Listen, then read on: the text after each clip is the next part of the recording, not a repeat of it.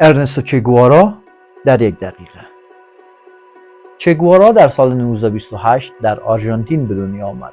از همان کودکی دچار بیماری آسم شدیدی بود. ارنستو چه گوارا یکی از بحث برانگیزترین چهره‌های قرن 20 است.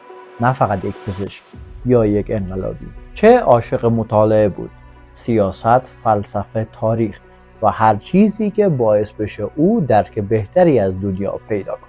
لحظه کلیدی زندگیش سفر معروفش با موتورسیکلت به سراسر آمریکای لاتین بود. در این سفر او فقر مطلق، کارگران استعمار شده و بی‌عدالتی را از نزدیک دید. همانجا بود که به این نتیجه رسید که دنیا فقط به پزشک نیاز ندارد، به کسی نیاز دارد که سیستم‌های ظالمانه را تغییر بدهد. او به عدالت انسانی، برابری و مبارزه با امپریالیسم باور داشت. چه گوارا فقط به تقسیم پول فکر نمی‌کرد. او به انسان جدیدی فکر می‌کرد که ارزش‌ها را بالاتر از منافع شخصی خود بداند. همین تفکر نسل بزرگی از جوانان را به سوی او جذب کرد.